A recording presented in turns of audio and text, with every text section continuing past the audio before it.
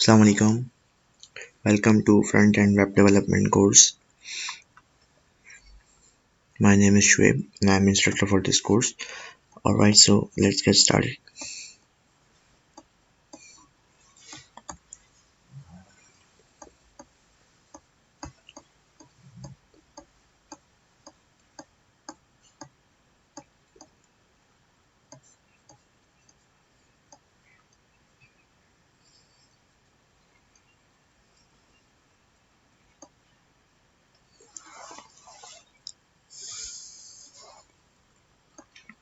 जब तक ये लोड हो रहा है हम लोग कोड एडिटर पे आ जाते हैं, ठीक है। एंड आज एक चीज़ मुझे रियलाइज़ हुई, काफ़ी टाइम से ये प्रॉब्लम स्टूडेंट्स फेस कर रहे थे और आज ये चीज़ मैंने पर्सनली भी चेक की तो ये मुझे रियलाइज़ हुई कि ये गड़बड़ होती है। आपको याद होगा जब मैं बार बार आप लोग कहता हूँ कि जब भी आप फोल्डर खोलते हैं तो आपको मैं हमेशा कहता हूँ कि भाई आप लोग जो है वो लेफ़्ट क्लिक करके ओपन विद कोड से कर लें, क्लिक करके, ठीक है। बट क्योंकि मैंने लैपटॉप चेंज किया और इसमें दोबारा VS कोड इंस्टॉल किया तो आई रियलाइज़ कि ये जो ओपन विद कोड का ऑप्शन है ये बाय डिफ़ॉल्ट नहीं आता। अगर आपने इंस्टॉलेशन के वक्त सारे चेक बॉक्सेस को टिक नहीं किया तो ये ऑप्शन आपको अमूमन नहीं शो हो रहा होता, ठीक है। तो ये छोटी सी अपडेट थी जो मैं आपको देना चाह रहा था, तो मैंने इसमें आपको दे दी है जब तक ये लोड हो रहा है, ठीक है। अब कोड में आते हैं। कोड में आके ये डॉक्यूमेंट क्रिएट करना बार बार नहीं सिखाता मैं, ठीक है। ज़्यादा ये सब कुछ कर चुके हैं पहले। छोटा सा एक डॉक्यूमेंट मैंने क्रिएट किया है जिसके अंदर एक डिव बनाया है, उसकी आईडी दी है div1, ठीक है। और उसके अंदर 2 पैराग्राफ क्रिएट किए हैं और अभी चूँकि CSS सारी ऑफ की हुई है, CSS कोई नहीं डाली भी मैंने, तो मैं आपको लाइव सर्वर भी मैंने स्टार्ट किया हुआ है, ठीक है। ये एक्सटेंशन बताया, बार बार बता रहा हूँ, एक्सटेंशन है सिंपल। यहाँ जाके आप इधर जाके आप यहाँ लिखेंगे लाइव सर्वर। देखिए मेरे पास ये आ रहा है, इस तरीके से आता है, ठीक है। जब आप लोग देखेंगे तो यहाँ पे इंस्टॉल का ऑप्शन आ रहा होगा, सिर्फ इंस्टॉल कर लें, डेट्स चलिए आपका काम हो जाएगा, ठीक है। इसको बंद कर देते हैं हम। ऑलराइट, तो मैं इसके थ्रू जो है वो आपको पेज दिखा रहा था। ये जब तक लोड हो रहा है, I don't know what's happening, ठीक है। तो ये पेज सिंपल था है जिसके अंदर मैंने एक डिव दी हुई है, उसको एक विड्थ दी हुई है, एक हाइट दी हुई है, ठीक है, ताकि और उसके ऊपर बॉर्डर अप्लाई किया हुआ है ताकि आप लोग को मैं दिखा सकूं कि ये विड्थ की जो मैंने दी है, विड्थ और हाइट दी है उसकी बॉर्डर, ठीक है। तो यहाँ तक हमारा डिव क्लोज हो रहा है, ठीक है। ये हमारा डिव खत्म हो रहा है यहाँ पे और उसके अंदर 2 पैराग्राफ्स हैं, पैराग्राफ 1 पैराग्राफ 2। तो वो आप लोग को सारा कोड से अब समझ आ गया होगा। देखें ये वो डिव है, ठीक है। ये इस पे पैराग्राफ 1 पैराग्राफ 2 है, ये वो बॉर्डर है जो अप्लाई किया हुआ है, ये उसकी विड्थ है, हाइट है, ठीक है। इसको हम डिटेल में डिस्कस करेंगे और ये क्या चीज़ है ये भी डिटेल में डिस्कस होगा। So don't worry about this, ठीक है। आई डोंट नो कि यार ये क्या हो रहा है मेरे साथ, ये क्यों प्रेजेंटेशन जो है वो टाइम ले रही है। मैं इसको रीलोड कर देता हूँ एक दफ़ा, शायद कोई इशू आया है जिसकी वजह से ये प्रॉब्लम कर रहा है। मैंने रीलोड कर दिया एक दफ़ा, ठीक है, और शायद अब इंशाल्लाह ये प्रॉब्लम नहीं आएगी। ऑलराइट, तो चल ओके। तो आज का लेक्चर CSS ट्यूटोरियल पर ट्यूटोरियल नंबर 5 है जिसके अंदर हम बॉक्स मॉडल को डिस्कस करेंगे। उससे पहले जो सारी चीज़ें बताई वो सारा एक पुराना रिव्यू था और इस कोर्स के अंदर या इस वीडियो के अंदर क्या क्या चीज़ें हम लोगों ने डिस्कस करनी है उसको ज़रा देख लेते हैं जल्दी से। तो इस वीडियो के अंदर जो टॉपिक रहेंगे वो ये रहेंगे कि भाई विड्थ क्या होती है, हाइट क्या होती है, मार्जिन क्या होता है, पैडिंग क्या होता है, बैकग्राउंड प्रॉपर्टी क्या होती है, बॉर्डर क्या होता है, ठीक है। और कुछ छोटी छोटी चीज़ें हैं जो डिस्कस करूँगा। ये मेन आइटम थे जो डिस्कस होने हैं इस वीडियो में, ठीक है। देन हम लोग आते हैं अपने इस सॉरी ये विदाउट रेफरेंस आ गया and let me just drop it here, ठीक है। और मुझे एक चीज़ की कंफर्मेशन चाहिए कि मेरी वीडियो रिकॉर्ड हो रही है या नहीं। ऑलराइट, वीडियो रिकॉर्ड हो रही है, दैट्स इट। ऑलराइट, तो ये बॉक्स मॉडल है, ठीक है। एंड आई थिंक मैंने कुछ गड़बड़ कर दी है। ऑलराइट, तो सबसे पहले मैं आपको ये समझाता हूँ। देखें ये CSS की जान है, अगर आप लोगों ने इसको नहीं समझा तो समझे कि कुछ भी नहीं समझ आया आपको CSS में, ठीक है। आप लोग प्ले अराउंड नहीं कर पाएंगे चीज़ों के साथ, स्पेशली जब आप लोग सेक्शंस बना रहे होते तो वहाँ पर प्ले अराउंड करना बहुत ज़रूरी होता है। तो ये चीज़ वहाँ पे बहुत आपको काम आने वाली है, इस चीज़ को आपको बहुत समझने की ज़रूरत है, ठीक है। अच्छा, 2-3 चीज़ें होती हैं। अगर आपको याद हो मेरे प्रीवियस लेक्चर्स में मैंने बताया था कि हर HTML का जो एलिमेंट है, चाहे वो ब्लॉक लेवल एलिमेंट हो चाहे वो इनलाइन एलिमेंट हो, वो एक कंटेनर की तरह होता है। तो जाहिर है हर एक कंटेनर की एक विड्थ होगी, एक हाइट होगी, ठीक है। तो ये वो पॉइंट है या ये वो चीज़ है जो हमारी विड्थ और हाइट जो है वो डिफाइंड होती है, ठीक है। यानी कि सपोज करें इस पॉइंट से लेके इस पॉइंट तक ये विड्थ है इस पॉइंट से लेके इस पॉइंट तक अंदर कंटेंट चाहे कितना भी हो, ठीक है। ये हम डिफाइन भी कर सकते हैं, अगर हम डिफाइन नहीं करते तो बाय डिफ़ॉल्ट जो है वो जो हमारे इनलाइन एलिमेंट है वो तो उतनी जगह लेते हैं जितनी कंटेंट है उसके अंदर, और ब्लॉक लेवल एलिमेंट हाइट में जो है वो आपको लेंगे जगह वो जो आपके कंटेंट की हाइट है, जबकि विड्थ में जो है वो पूरी की पूरी विंडो की साइज ले लेते हैं, ठीक है। तो इसके बाद जो चीज़ आती है वो आती है पैडिंग, ठीक है। अब पैडिंग क्या चीज़ है? पैडिंग का मतलब है कि जो मेरा कंटेंट लिखा हुआ है मैं नहीं चाहता कि वो यार बिल्कुल बॉर्डर के साथ टच हो जाए, तो वहाँ कुछ स्पेस में क्रिएट करना चाहता हूँ, तो वो मैं कर सकता हूँ थ्रू पैडिंग। पैडिंग में टॉप होगी, राइट होगी, लेफ्ट होगी, बॉटम होगी, ठीक है। सॉरी, बॉटम होगा, राइट लेफ्ट होगा। तो ये चार चीज़ें होती हैं पैडिंग में, bottom, padding top, padding right, padding जो है वो बॉटम, और पैडिंग जो है वो लेफ्ट, ठीक है। अच्छा, इसके बाद आता है बॉर्डर, जो मैं बार बार यूज़ करता हूँ वीडियोस में अपनी। तो वो बॉर्डर क्या होगा? बॉर्डर में आपके पास जो है, जैसे आप चाहते हैं लाइन अलग से रिप्रेजेंट हो, अलग से चीज़ आए, ठीक है। तो ये बॉर्डर डिटेल में डिस्कस करेंगे क्या क्या बॉर्डर में हम डाल सकते हैं, क्या क्या नहीं डाल सकते, ठीक है। फिलहाल मैं आपको सिर्फ समझा रहा हूँ। उसके बाद आता है मार्जिन, ठीक है। अब मार्जिन जब आता है तो मार्जिन में क्या होता है? मार्जिन का हमारे, यानी कि सपोज मार्जिन को अगर एक सेकंड की साइड में करें तो मार्जिन से पहले पहले तक जो हमारा ये जो पार्ट है, यहाँ से लेके यहाँ तक ये हाइट, और यहाँ से लेके यहाँ तक ये विड्थ, ये हमारा होता है एक बॉक्स की विड्थ और हाइट, ठीक है। यानी जब भी आप दो सेक्शन बनाना चाहते हैं, सपोज आपके पास दो एलिमेंट हैं जिनको आप चाहते हैं कि वो स्क्रीन पे 50-50% डिवाइड हो जाए, ठीक है।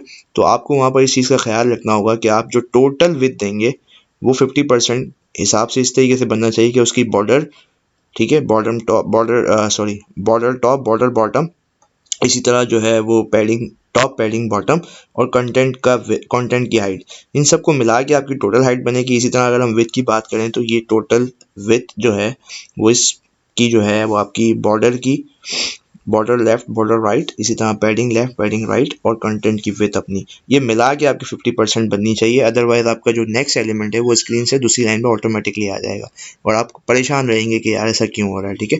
तो ये चीज़ आपने दिमाग में रखनी है। तो ये मैंने फॉर्मूला यहाँ लिख भी दिया है, ठीक है। ये आप लोग को स्लाइड दे दूंगा, डोंट वरी, स्लाइड आपको मिल जाएगी।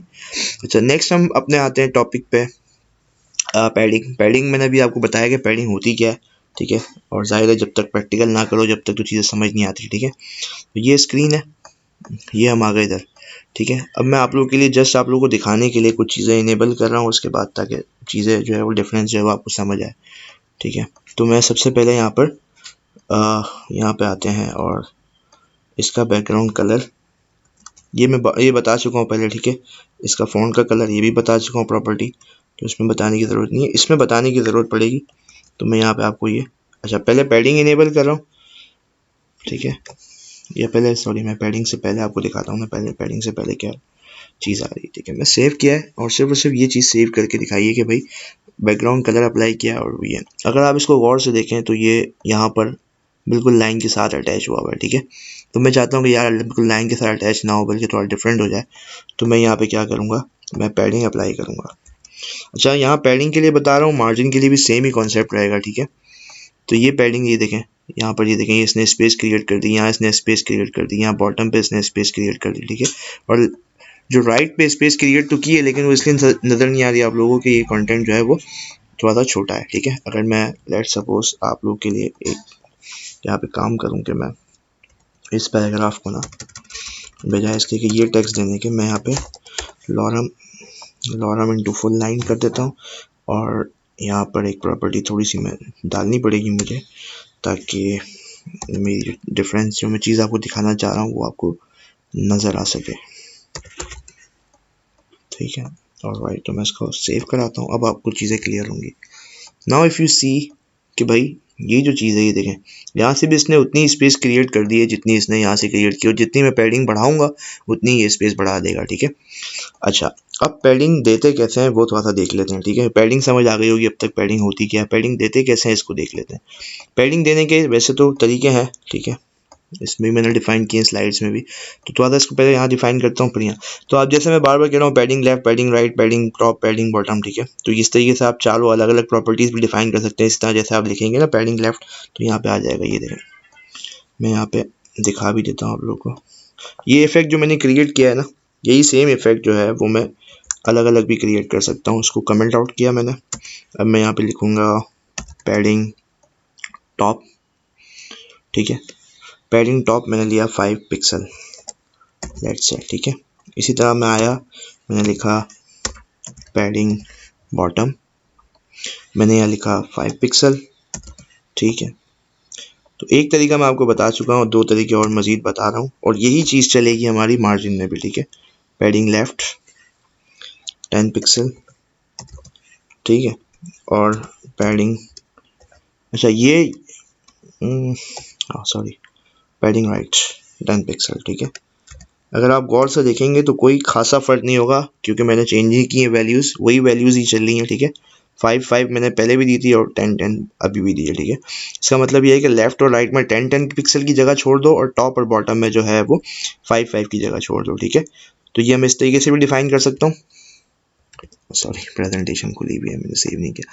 तो कोई फ़र्क नहीं आया इसलिए कि भाई मैंने वैल्यूज़ चेंज नहीं की थी। यहाँ पे चेंज करके आपको दिखाता हूँ, आपको डिफरेंस समझ आ जाएगा। जैसे सपोज़ करें आप कहते हैं कि यार टॉप जो है ना मैं 20 पिक्सल देना चाहता हूँ, ठीक है। 20 पिक्सल देते ही होगा क्या, ये देखिएगा आप,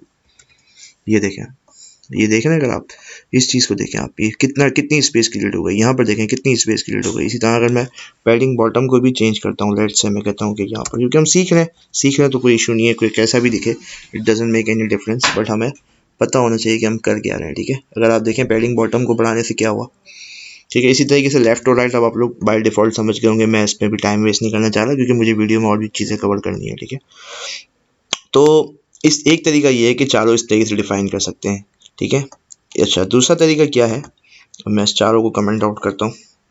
दूसरा तरीका ये है, ठीक है, लेट्स से कि भाई जहाँ पर चूँकि पेयर बन रहा था, भाई पैडिंग टॉप और पैडिंग बॉटम सेम है, ठीक है, और इसी तरीके से पैडिंग लेफ्ट और पैडिंग राइट भी सेम है, तो वहाँ पर मैं बजाय इसके कि 4 वैल्यूज़ अलग अलग डिफाइन करूँ, मैं सिंपल पैडिंग दूंगा, और पैडिंग में 5 पिक्सल और 10 पिक्सल दे दूंगा। इस 5 पिक्सल का मतलब ये है कि ये जो है वो टॉप भी करेगा और बॉटम भी करेगा, ठीक है। मैं यहाँ पर अगर आप लोग के लिए, क्योंकि मैंने ऑलरेडी स्लाइड में तो खैर दिया हुआ ही है, but just because of you guys, क्योंकि आप लोग सीखना चाहते हैं, मैं आपको सिखाता हूँ। तो जब इस तरीके से हम देंगे तो 2 वैल्यूज़ जो है वो क्या करेंगी कि भाई 5 pixel set to top and bottom, ठीक है, और 10 पिक्सल जो है वो सेट कर देगी राइट एंड लेफ्ट। ये आप कब करेंगे, जब आपके पास 2 वैल्यूज़ होंगी, ठीक है। अच्छा, लेट सपोज कि आप कहते हैं कि नहीं यार मुझे चारों वैल्यूज सेम देनी है, तो मैं क्या करूं, तो आपने कुछ नहीं करना, आपने जस्ट सिंगल वैल्यू देनी है, and it will set all the values to the date pixel. यानी अब ये जो है वो क्या करेगा, अब ये पैडिंग टॉप भी 5 रखेगा, पैडिंग राइट भी 5 रखेगा, पैडिंग बॉटम भी 5 रखेगा, और इस तरह पैडिंग लेफ्ट भी 5 रखेगा। जब आप लोग मेरी अगर सीक्वेंस पे गौर करें, मैं एक सीक्वेंस के थ्रू आपको बार बार बता रहा हूँ, बार बार, क्योंकि अभी जो नेक्स्ट वैल्यू देनी है सिखानी है उसमें ये सीक्वेंस चलेगी, ठीक है। तो अब आप देखें रिजल्ट क्या होगा, क्योंकि मैंने 5 किया है, एंड 5 इतना डिफरेंस क्लियर नहीं होगा, ठीक है। तो फॉर द सेक ऑफ कि चीज़ें समझ में आए हमें अच्छे से, हम इसको 10 पिक्सल कर देते हैं, ठीक है, ठीक है। और मैं यहाँ पर पुरानी प्रॉपर्टी लगा के उसको कमेंट भी कर देता हूँ, ताकि आप लोग जब ये स्लाइड जब ये पढ़ें तो आप लोगों को पता हो कि यार कर क्या रही थी ये चीज़, ठीक है। अच्छा, ये एक अच्छे प्रोग्रामर की खासियत होती है कि वो अपने रीडर्स को जो है वो बताता है हर चीज़ अपने कमेंट्स के थ्रू, कि भाई मैंने इस लाइन में मेरा जो पर्पस था वो क्या था, ठीक है। इसी तरह मैं यहाँ पे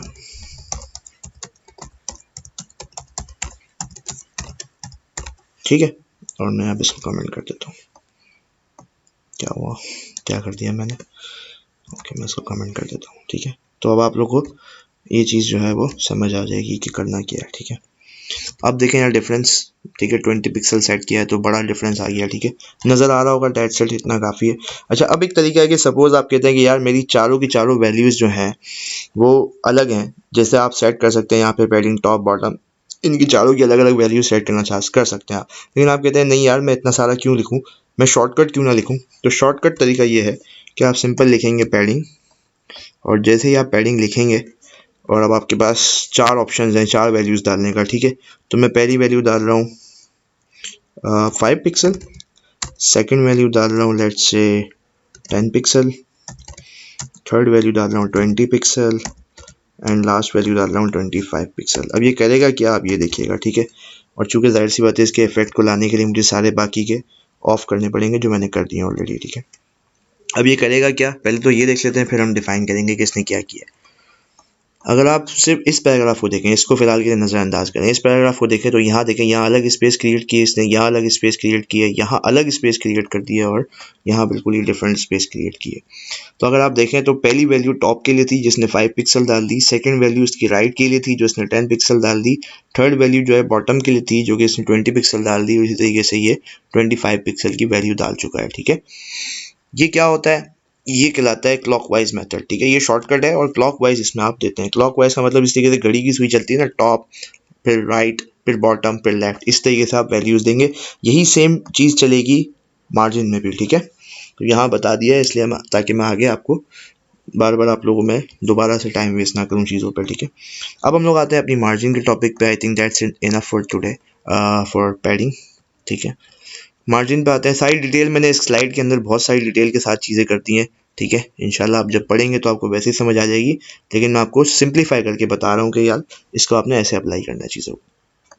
अच्छा, मार्जिन क्या होता है?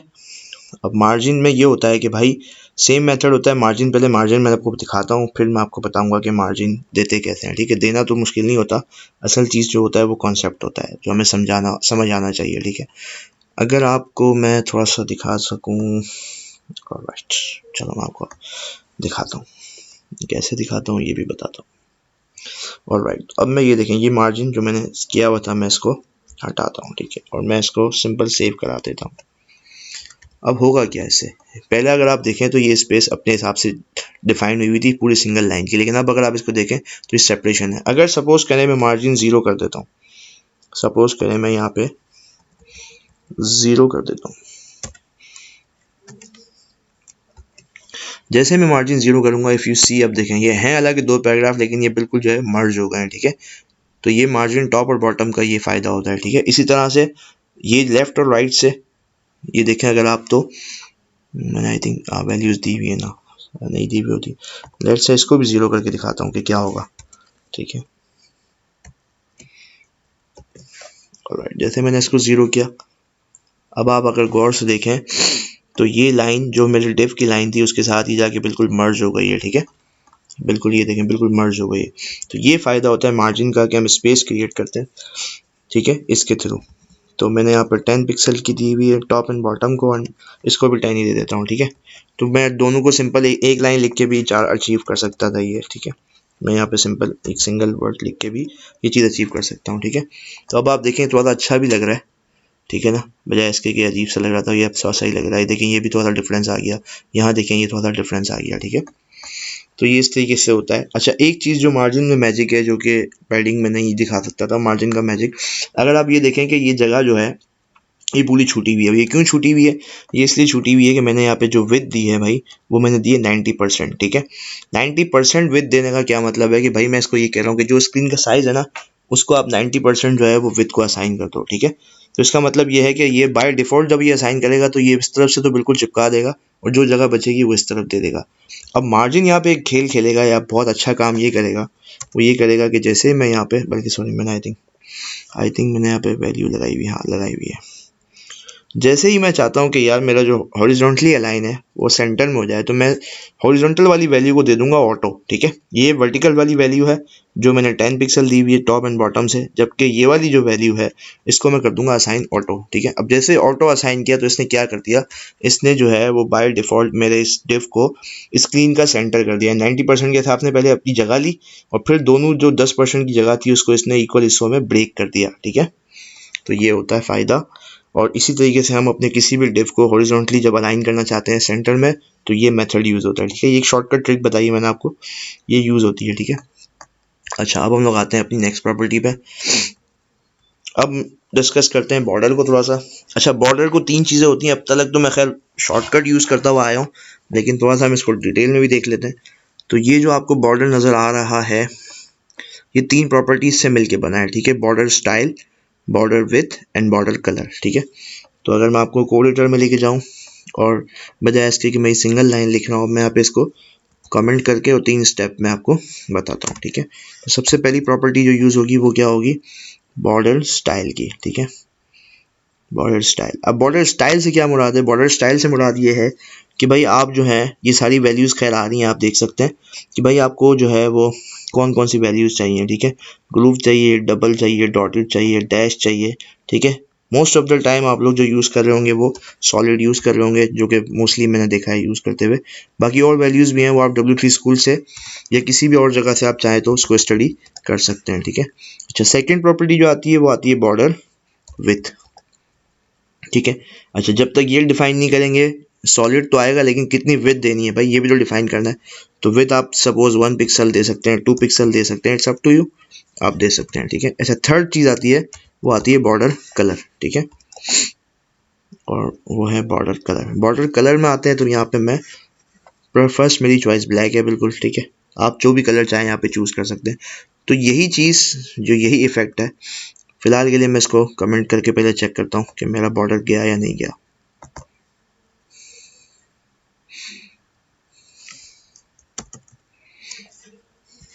ठीक है।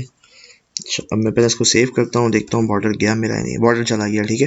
अब आपको ये भी नज़र नहीं आ रहा कि मेरा डिव कहाँ ख़त्म हो रहा है, ठीक है। तो मैं इसको पहले अनकमेंट करता हूँ, अनकमेंट किया, सेव किया, और देखें अब की बारी लाइन आपको थोड़ी सी ज़्यादा गाढ़ी नज़र आ रही होगी, इसलिए कि मैंने इसकी विड्थ बढ़ाई है, ठीक है। मैं इसकी विड्थ मज़ीद भी बढ़ा सकता हूँ। मैं इसकी width suppose for time being मैं इसको कहता हूँ 20 पिक्सल की भाई आप बॉर्डर आप डाल दो, ठीक है। अब देखिएगा ये लाइन कितनी मोटी हो गई, ठीक है। ये देखें आप, खाली गौर करें, खाली कितनी मोटी लाइन हो गई है। तो इतनी मोटी लाइन मुझे नहीं चाहिए भाई, मैं चाहता हूँ मेरी सिर्फ बाउंड्री क्रिएट हो जाए, तो मैं 10 पिक्सल दे देता हूँ, ठीक है। स्टिल फेयर एनफ, लेकिन बहुत ज़्यादा है स्टिल, ठीक है। अच्छा, और कुछ प्रॉपर्टीज़ होती हैं बॉर्डर में जो अप्लाई हो सकती हैं, जो थोड़ी सी CSS की मॉडर्न CSS3 की मॉडर्न प्रॉपर्टीज़ हैं, ठीक है। वो जब मैं एक वीडियो उस पर डेडिकेटेड वीडियो बना दूंगा तो उसमें बताऊंगा कि CSS3 की जो प्रॉपर्टीज़ हैं वो किस तरीके से यूज़ होती हैं। तो उसके अंदर ये बॉर्डर में आप जो है सिर्फ कलर नहीं, बॉर्डर में आप इमेज भी यूज़ कर सकते हैं, बॉर्डर में और चीज़ें भी आ सकती हैं, ठीक है। तो वो मैं आपको इंशाल्लाह बताऊंगा नेक्स्ट वीडियोज़ में आने वाली, उसमें मैं एक डेडिकेटेड वीडियो कर दूंगा जो आपको ये सारी चीज़ें सिखाएगी, ठीक है। तो ये सारा इसका एक शॉर्टकट भी होता है जो कि मैं बारहा अपनी वीडियोस में यूज़ कर चुका हूँ, ठीक है। अब तक तो आप लोगों को याद हो ही गया होगा, लेकिन फिर भी चलें फॉर द सेक ऑफ कि भाई आप लोगों को दोबारा सिखा देते हैं। तो इसको बंद कर देते हैं, इसको कमेंट को ऑन कर देते हैं। अच्छा, व्हाट इफ़ कि अगर आपने 2 वैल्यूज़ की जगह 3 वैल्यूज़ की जगह 2 values they the. Let's say कि आपने बॉर्डर की वैल्यू दे दी, 1 पिक्सल भी दे दी और बैकग्राउंड कलर भी दे दिया, लेकिन आपने ये डिफाइन नहीं किया बॉर्डर स्टाइल। तो याद रखिएगा ये बॉर्डर वर्क नहीं करेगा, ठीक है। इन तीनों वैल्यूज़ का होना बहुत ज़रूरी है, इसके बिना ये चीज़ वर्क नहीं करेगी, ठीक है। तो आई थिंक इतना इनफ है इंट्रोडक्शन। अच्छा, अब हम लोग चलते हैं नेक्स्ट टॉपिक की तरफ जल्दी से। नेक्स्ट टॉपिक है हमारा बैकग्राउंड। अच्छा, बैकग्राउंड की कुछ प्रॉपर्टीज़ होती हैं जो यूज़ होती हैं। एक तो बैकग्राउंड कलर है जो मैं बार बार आपको बता चुका हूँ, ठीक है। तो बैकग्राउंड कलर तो हो गया। अच्छा, बैकग्राउंड इमेज, फिर बैकग्राउंड रिपीट, फिर बैकग्राउंड पोजीशन, फिर बैकग्राउंड अटैचमेंट, ठीक है। मैं इसको यहाँ जल्दी जल्दी कवर करता हूँ, इसके बाद मैं आपको दिखाऊंगा कि किस तरीके से वर्क करती है। बैकग्राउंड कलर तो आप लोग समझ गए होंगे अब तक, और अब तक मैं इसकी बारहा यूज़ करके आपको बता भी चुका हूँ। अब इसकी जगह के कलर दें हम बैकग्राउंड का इमेज भी दे सकते हैं, ठीक है। और उस इमेज का URL हमें अटैच करना है, और यहाँ पर जिस तरीके से हम href में टारगेट को पाथ देते हैं या src में पाथ देते हैं, इसी तरीके से आपने फाइल का यहाँ पे पाथ दे देना है, सिंपल, ठीक है। कोई हार्ड एंड फास्ट इसमें साइंस नहीं है। अच्छा, अब आपने लेट सपोज के बैकग्राउंड तो इमेज तो लगा दिया, अब ये नेक्स्ट प्रॉपर्टी आपको डिफाइन करनी पड़ेगी कि आपने क्या इमेज को रिपीट करना है या नहीं करना। अच्छा, बाय डिफ़ॉल्ट जो है वो रिपीट की प्रॉपर्टी ऑन होती है जब भी आप जैसे इमेज लगाएंगे, जहां आपकी इमेज का साइज़ खत्म होगा ये हॉरिजॉन्टली और वर्टिकली जो है वो आपकी इमेज को रिपीट करना शुरू कर देगा, ठीक है। Which you definitely don't want, क्योंकि आप जब इमेज लगा रहे हैं तो आपका पर्पस ये नहीं होगा कि आप इमेज को बार बार रिपीट करें, ठीक है। या किसी पर्टिकुलर डायरेक्शन में भी रिपीट करना मकसद हो सकता है, तो वहाँ आप इसको बंद करेंगे नो रिपीट करके। या पर्टिकुलरली आप चाहते हैं कि या सिर्फ एक्स में रिपीट हो, वाई में ना हो, तो आप वहाँ पे रिपीट एक्स कर देंगे। या आप चाहते हैं कि भाई रिपीट वाई में रिपीट हो, एक्स में ना हो, तो वहाँ पे आप रिपीट वाई लगा देंगे, ठीक है। तो इससे ज़्यादा इसकी कोई डिटेल मेरे हिसाब से नहीं बनती। अच्छा, दूसरी चीज़ आती है पोजीशन, कि भाई आप जो इमेज है उसको कहाँ पर रखना चाहते हैं। टॉप जो है वो लेफ़्ट पे रखना चाहते हैं, टॉप राइट पे रखना चाहते हैं, बॉटम लेफ़्ट पे, बॉटम राइट पे, या पर्टिकुलरली एक पोजीशन, ठीक है। तो वो आप इसको पोजीशन यहाँ पे डिफाइन कर सकते हैं। ये मैं यूज़ नहीं करूँगा, ये आपका असाइनमेंट छोड़ूंगा थोड़ा सा, कि मैं ये आप चाहता हूँ कि आप इस पर थोड़ी सी अपनी वर्किंग करें, ठीक है। अच्छा, इसी तरह बैकग्राउंड अटैचमेंट को देख लेते हैं। अब बैकग्राउंड अटैचमेंट का मतलब ये है कि लेट सपोज एक पर्टिकुलर डिव बनाया था, उसके अंदर मैंने इमेज डाल दी बैकग्राउंड में। अब जाहिर सी बात है मेरे पेज में एक डिव तो नहीं होगा, 10 और चीज़ें होंगी, या उसी डिव का साइज़ अगर इतना बड़ा हो कि उसके अंदर 10 चीज़ें और हैं, कंटेंट है, तो ये मुझसे डिफाइन करना पड़ेगा मुझे कि भाई मैं चाहता हूँ कि मेरा जो बैकग्राउंड का जो अटैचमेंट है यानी जो इमेज है, जैसे ही वो ख़त्म हो जाए तो क्या वो फिक्स रहे या वो स्क्रॉल करती रहे। ठीक है, अगर मैं फिक्स कर दूंगा तो इमेज एक जगह फिक्स हो जाएगी, और जैसे ही मैं स्क्रॉल करूंगा तो नीचे जो जब जाएगी तो स्क्रॉल होते हुए इमेज नहीं जाएगी मेरे साथ। ठीक है, बैकग्राउंड चलेगा नहीं नीचे। इसी तरह जब मैं स्क्रॉल कर दूंगा उसकी वैल्यू को बाय डिफ़ॉल्ट, तो फिर क्या होगा कि मेरा बैकग्राउंड भी, इमेज भी जो है वो कंटेंट के साथ साथ स्क्रॉल होती रहेगी। ठीक है, तो थ्योरी हो गई, चलें थोड़ा सा प्रैक्टिकल चलते हैं। फॉर द सेक ऑफ कि भाई आसानी के लिए मैंने यहाँ पे एक इमेज रख ली है, दैट्स बैकग्राउंड इमेज। ठीक है, तो मैं यहाँ पे इसको डिव पे जो है वो अप्लाई कर देता हूँ। अप्लाई करने का तरीका क्या है? अप्लाई करने का तरीका ये है कि भाई बैकग्राउंड इमेज, इस पे आए, URL डिफाइन किया। ठीक है, और चूँकि मेरा जो पाथ है वो सेम ही है तो मैं डॉट स्लैश और डायरेक्ट यहाँ पर, अच्छा डॉट स्लैश में बार बार लगाता हूँ, उसकी वजह सिंपल ही होती है कि for the sake of simplicity ये होता है, अदरवाइज मैं ये ना भी लगाऊँ यहाँ पर तो कोई मैटर नहीं करता, कोई फ़र्क नहीं पड़ता। ठीक है, क्योंकि मेरा सेम जो है वो पाथ है। तो जैसे मैंने बैकग्राउंड इमेज की प्रॉपर्टी लगाई है, तो मैं अब अपने इस पे आता हूँ पेज पे। तो अच्छा, थोड़ा सा एक काम करते हैं, क्योंकि मैंने यहाँ पर जो प्रॉपर्टी दी है तो वो जाहिर सी बात है कहीं ना कहीं फ़र्क आ रहा होगा। अच्छा, एक तो स्क्रॉलिंग का ऑप्शन ऑफ है। ऑलराइट, तो मैं यहाँ पे क्या करता हूँ, थोड़ा सा प्ले अराउंड करना पड़ेगा मुझे चीज़ों से ताकि मैं आपको दिखा सकूँ इसकी रिपीट वाली प्रॉपर्टी। ठीक है, लेट्स से यहाँ पे मैं 600 कर देता हूँ, एंड लेट्स से यहाँ 90% की जगह पे मैं यहाँ पे विथ को 1 मिनट के लिए अनकमेंट कर देता हूँ। ठीक है, यानी मैं कहता हूँ कि भाई फुल विथ ले लो। सही है, ज़ाहिर अनकमेंट करने का मतलब तो यही है कि फुल विथ ले लो आप। अब देखें यहाँ पे, अब आप ये देखें, आप अगर ये चीज़ देख पा रहे हो, यहाँ मेरी इमेज ख़त्म हो रही है और ये इसने बाय डिफ़ॉल्ट जो है वो इमेज को दोबारा रिपीट करना शुरू कर दिया। ठीक है, इसलिए अगर मैं आपको वर्टिकल में दिखा सकूँ तो वर्टिकल में भी देखें, इसने ये इमेज यहाँ पे रिपीट करना शुरू कर दिया। ठीक है, तो अब लेट्स से कि मैं चाहता हूँ कि भाई मेरी इमेज रिपीट ना हो। ठीक है, तो मैं यहाँ पे एक प्रॉपर्टी लगाऊंगा कि भाई बैकग्राउंड रिपीट, और मैं यहाँ लिखूँगा नो रिपीट। ठीक है, तो मैं नो रिपीट जैसे लगाऊंगा और सेव करूँगा। अब मैं जैसे अपनी स्क्रीन पे जाऊँगा, देखें मेरा डिव यहाँ ख़त्म हो रहा है, लेकिन यहाँ चूँकि इमेज ख़त्म हो गई थी तो वो उसने रिपीट नहीं किया। अब लेट्स से कि मैं कहता हूँ कि भाई नो रिपीट नहीं, आप रिपीट करो एक डायरेक्शन में, तो मैं यहाँ पे कहता हूँ रिपीट एक्स। ठीक है, तो मैं जैसे ही रिपीट एक्स पे क्लिक करके इसको सेव करूँगा तो इफ़ यू नाउ सी, अब ये एक्स पे मेरी रिपीट कर रहा है, वाई में रिपीट नहीं कर रहा। ठीक है, ये सेम चीज़ मैं वाई के साथ भी कर सकता हूँ। मैं यहाँ पे लिखता हूँ रिपीट वाई, सेव कर देता हूँ।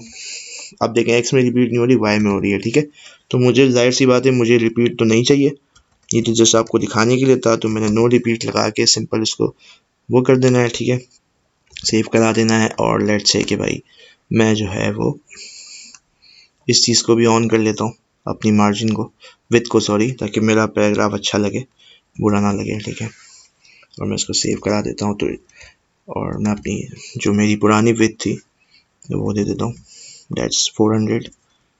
ठीक है, मैंने कोई साइज़ के साथ प्ले अराउंड नहीं किया, जस्ट रैंडम साइज़ लिया था, इत्तेफाक से वो इस पे साथ अटैच हो गया, बैठ गया, अच्छी बात है। ठीक है, तो ये मेरा इस तरीके से चीज़ें होती हैं। ठीक है, बैकग्राउंड पोजीशन हो गया, बैकग्राउंड अटैचमेंट। अब बैकग्राउंड अटैचमेंट के लिए मुझे छोटी सी इमेज चाहिए, या मैं आपको एक काम करता हूँ कि मैं इसका साइज़ ना 1000 पिक्सल करके देखता हूँ,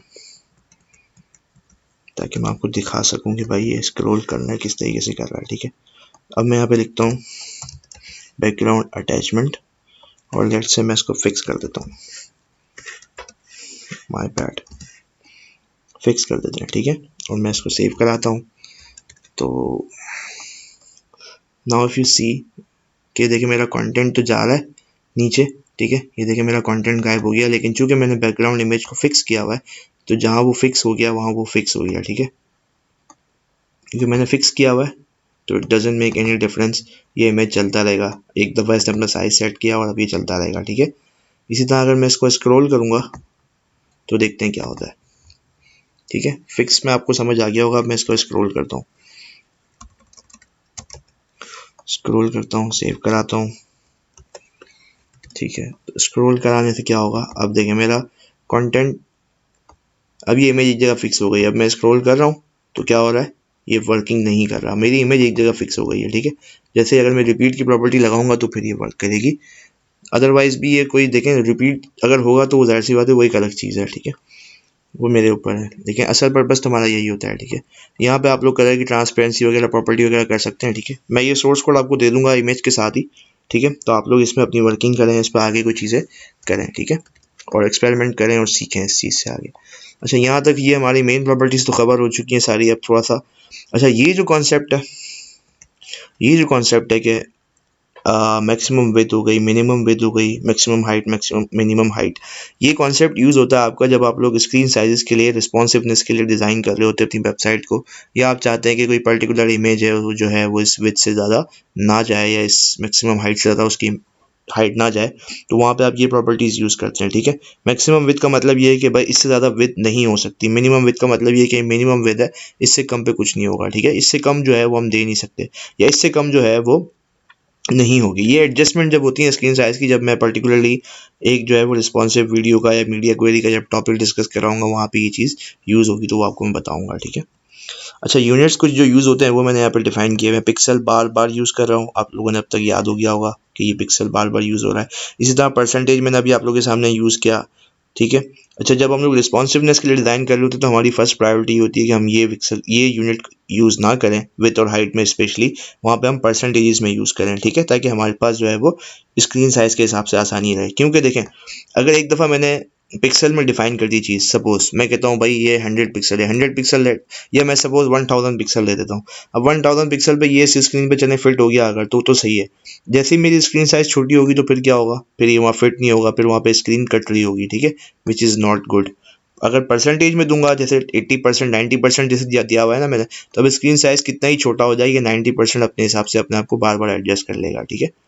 तो ये एक शॉर्टकट तरीका है रिस्पॉन्सिवनेस बनाने का, अदरवाइज ये व्यू विड्थ और व्यू हाइट ये यूज़ होते हैं। अच्छा, एक यूनिट और होता है जो कि यूज़ होता है EM या REM, ठीक है। ऑल्दो ये सारे यूनिट्स मैंने एक इस पे भी पर्टिकुलर बताना पड़ेगा, या जब मैं रिस्पॉन्सिवनेस का डिस्कस कर रहा हूँ तो ये करूँगा, लेकिन ज़्यादातर आप जब ये यूज़ करेंगे तो मैं इन दोनों के दरमियान का डिफरेंस आपको बता देता हूँ वर्बली, ठीक है। प्रैक्टिकली आप लोगों को ये असाइनमेंट छोड़ रहा हूँ, आप लोगों ने खुद करना है थोड़ा सा, ठीक है, एफर्ट खुद भी करनी चाहिए, थोड़ी सी सब कुछ आपको बताया नहीं जाएगा। अच्छा, EM क्या होता है? EM कहते हैं पर्टिकुलरली एक यूनिट समझ लें कि भाई बाय डिफ़ॉल्ट जैसे पिक्सल का एक साइज़ फिक्स होता है, जैसे कि बाय डिफ़ॉल्ट फ़ॉन्ट का साइज़ जो है वो 12 पिक्सल होगा या 16 पिक्सल होगा, डिपेंडिंग ऑन कि भाई आप कितनी बड़ी स्क्रीन यूज़ कर रहे हैं। तो बाय डिफ़ॉल्ट साइज़ जो है वो 16 पिक्सल या 12 पिक्सल होता है। अब जैसे ही मैं 1 EM करूँगा तो इसका मतलब ये है कि भाई ये जाएगा, जाके देखेगा कि भाई पर्टिकुलरली सपोज डिफ के अंदर पैराग्राफ है, उसका मैंने साइज़ फ़ॉन्ट साइज़ जो है वो 1 EM किया है, तो देखेगा कि डिफ का फ़ॉन्ट साइज़ जो है वो 16 है, तो वो बाय डिफ़ॉल्ट इसका साइज़ भी जो है वो 116 कर देगा। 2 EM करूँगा जैसे ही, तो वो क्या करेगा, ये देखेगा कि भाई इस डिव के अंदर, जैसे मैं पर्टिकुलरली आपको दिखाऊं कि, या चले मैं थोड़ा सा करके दिखाता हूँ ना आपको ताकि चीज़ें और क्लियर होंगी आपको। अब देखें, ये डिव है, इस डिव के अंदर पैराग्राफ्स हैं, ठीक है, तो है तो ये डिव के अंदर ना, लेट्स से कि मैं यहाँ पे एक चीज़ प्रॉपर्टी देता हूँ फॉन्ट साइज़ की, ठीक है, जो कि हमने पिछली वीडियो में डिस्कस की थी। अब फॉन्ट साइज़ जो है वो मैं यहाँ पे देता हूँ कि भाई आप 2 EM कर दो, ठीक है, मैं इसको सेव कराता हूँ। अब आप देखिएगा डिफरेंस, ये देखें साइजेस बढ़ गए। अच्छा, इसको 1 EM करके चेक कर लेते हैं, पहले 1 EM करके चेक करते हैं, ठीक है, ताकि चीज़ें क्लियर हो ना। ये 1 EM है, ये पहले बाय जो डिफ़ॉल्ट साइज आ रहा था ये वही है, ठीक है। जैसे 2 किया तो अब ये क्या करेगा, ये साइज़ को डबल कर देगा, ठीक है। इसी तरह मैं यहाँ पे 3 करके देखता हूँ, ठीक है, सॉरी 3 करके दिखाता हूँ आपको। जैसे ही 3 करूँगा, अब आप देखें 3 टाइम्स हो चुका है ये, ठीक है, 3 टाइम्स मल्टीप्लाई हो चुका है, यानी अगर 16 था तो अब ये 48 पिक्सल जो है उसका साइज हो गया होगा, और अगर ये 20 था तो ये जो है वो क्या हो गया होगा, मैं यहाँ पे इंस्पेक्ट करके भी दिखाता हूँ आपको, ठीक है, इंस्पेक्ट करके देखते हैं, चलें इसका साइज।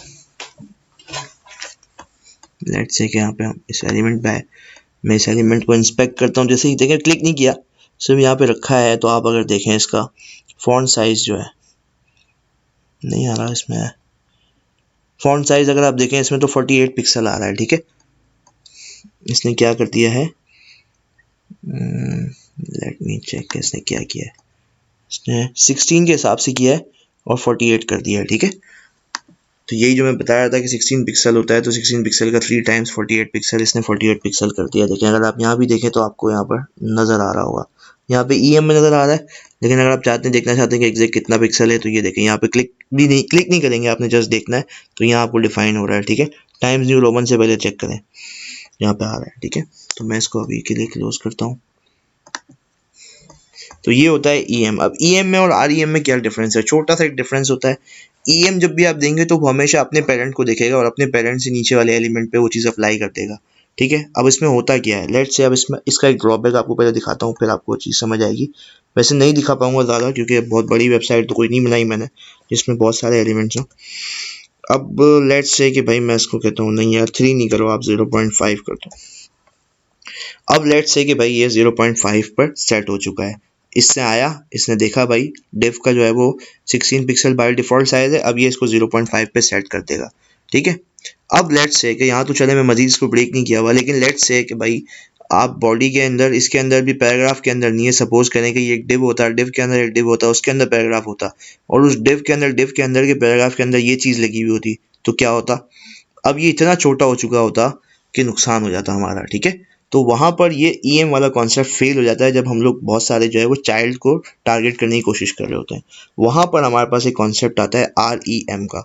REM सिर्फ इतना तो समझ लें कि अब जब भी आप साइज देंगे, यानी 0.5 देंगे, 2 देंगे, 3 देंगे, ये हमेशा REM लगने की वजह से क्या करेगा, क्योंकि यहाँ पे अभी ऐसा हो नहीं रहा, इसलिए यहाँ पे EM और REM सेम ही रिएक्ट करेंगे। ठीक है, बट मैं जैसे ही आपको थोड़ा सा एक डिफरेंस दिखाऊंगा तो फिर आपको समझ आएगा ना। चले मैं एक काम करता हूँ, मैं पहले इस डिव को फॉन्ट साइज देता हूँ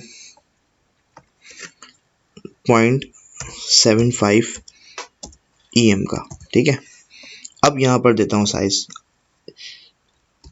अब आप देखिएगा डिफरेंस। सेव कर दिया मैंने, ओके, सेव मैंने कर दिया। ठीक है, अब आप देखें पहले की निस्बत ये कितना ज़्यादा छोटा हो चुका है।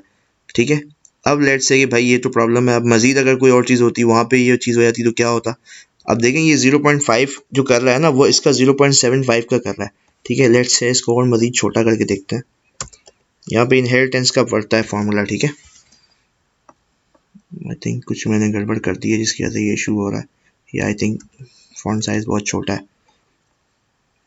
बहरहाल आपने सिर्फ इतना समझना है यहाँ पे कि भाई EM और REM का सिंपल सा बेसिक सा फंडा ये है कि वो ये है कि भाई EM हमेशा जो है वो अपने इनहेरिटेंस अपने पेरेंट पे जाएगा, और उसका जो परसेंट आ रहा होगा या उसकी जो डिफ़ॉल्ट साइजिंग होगी जो चलती हुई आ रही होगी ऊपर से, वो अपने जाके उस पर जो 2 या 3 जितना भी किया होगा वो आप बढ़ा देगा, या कम किया होगा तो कम कर देगा। जबकि REM हमेशा जो अपना बेस लेगा ना, वो लेगा बॉडी को। ठीक है, तो ये छोटा सा डिफरेंस होता है। आई थिंक ये आप लोग थोड़ा सा इस पर प्रैक्टिस अगर करेंगे तो खुद से थोड़ी सी अपनी इस पर रिसर्च भी करें, पढ़ें भी। ठीक है, कॉन्सेप्ट मैंने दे दिया, आगे इसको आपने मजीद समझना है, अपने हिसाब से अपनी थोड़ी स्टडी करें। ठीक है, अच्छा भाई, अब आते हैं कर्व बॉर्डर्स पे। ठीक है, कर्व बॉर्डर्स क्या होते हैं, जो कि मैंने ऑलरेडी आपको यहाँ पे अभी दिखाया भी है। ठीक है, तो मैंने यहाँ पे एक प्रॉपर्टी लगाई है बॉडी बॉर्डर रेडियस की। ठीक है, इस बॉर्डर रेडियस की प्रॉपर्टी लगाने से क्या हुआ,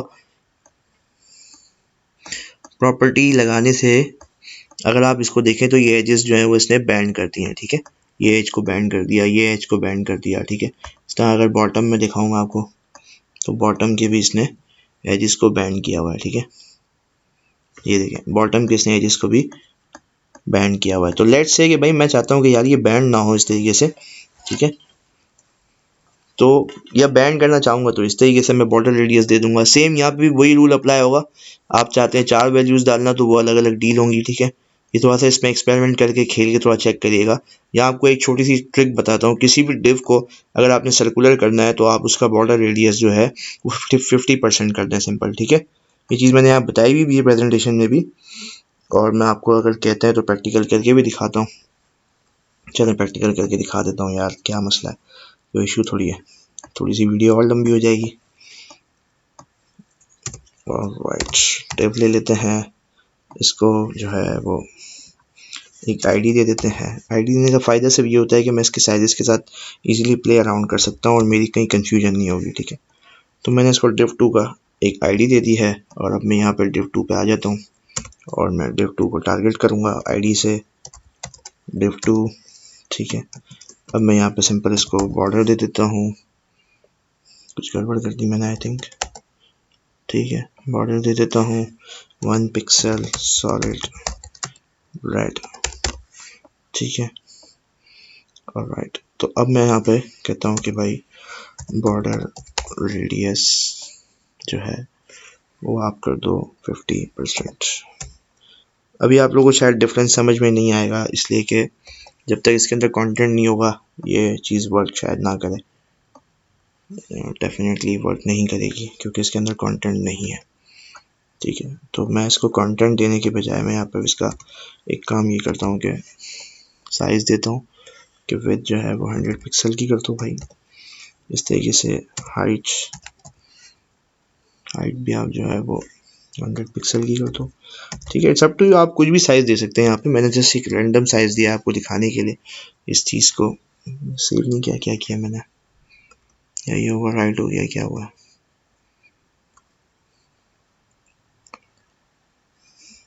बिल्कुल नहीं आ रहा, क्या चक्कर है। टारगेट सही है, ओ गड़बड़ कर दी ना, डिव की जगह मैंने टाइप कर दिया यहाँ पे, ठीक है। मैं यहाँ पे चेक भी कर लेता हूँ, या इट शुड वर्क, ठीक है। ये देखें, ये मैंने डिव बनाया था और सर्कुलर शेप मेरा पर्पस तो नहीं था, लेकिन देखें बाय डिफ़ॉल्ट इसने सर्कुलर शेप कर दिया, ठीक है। और अब मैं आप लोग को एक और चीज़ करूँ अगर कि मैं यहाँ पे मार्जिन ऑटो कर दूँ तो ये सर्कल मेरा बाय डिफ़ॉल्ट जो है वो ऑटोमेटिक हो जाएगा, सेंटर में आ जाएगा, ठीक है। तो इस तरीके से जब हम लोग कोई भी जो पेज बनाएंगे लॉगिन का, तो हमें इस तरीके से यहाँ पे इसके पीछे इमेज लगानी हो सकती है इस तरीके से। तो यहाँ पे आप इस तरीके से इसको ट्रिक को यूज़ करके और बॉर्डर को जो है वो सर्कुलर कर सकते हैं, ठीक है। तो that's it for today's video, इतना ही कुछ था इसके अंदर, ठीक है। Don't forget to like this video क्योंकि इससे मुझे मोटिवेशन मिलती है, और अपने दोस्तों के साथ शेयर करें ताकि अमेजिंग कंटेंट जो है वो ज़्यादा से ज़्यादा लोगों तक जाए, और चैनल को सब्सक्राइब कर लें ताकि मैं जैसे ही कोई नई वीडियो अपलोड करूँ तो आपके पास जो है वो उसका नोटिफिकेशन टाइम पे आ जाए।